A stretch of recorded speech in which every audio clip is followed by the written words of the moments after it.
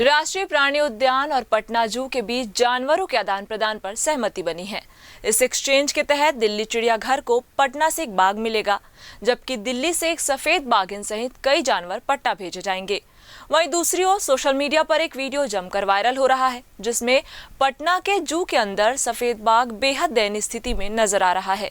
यह video Sanjay Gandhi biological park Patna के अंदर एक सफेद बाघ चहल पहल करता नजर आ रहा है।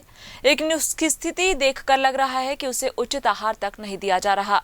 वीडियो में दिख रहे सफेद बाघ का शरीर बेहद कमजोर नजर आ रहा है, उसकी हड्डियां तक नजर आने लगी है। ऐसे में अब वन्यजीव प्रेमी वीडियो सामने आने के बाद नाराजगी जाहिर करते हुए बाघ को उचित देखभाल देने की मांग कर रहे हैं। जानवर देखने के लिए आप लोग देख सकते हैं। जनता तो जनता, शहर में जो पैसा मिल रहा है देखने का, इसका भी पैसा खा रहा भाई। अब कौन खा रहा, इसको नहीं खिला रहा। अभी टिकट का पैसा दे के आए ना, अभी लोग बताइए भाई, ऐसा करना चाहिए। जानवर है, देखिए कैसा हो रहा है, हड्डी उड्डी सब निकल गया भाई। यार खाना इसका टाइम पे नहीं देता। आप लोग इस वीडियो को रेट करो, आप लोग गलत हो रहा है इसके साथ।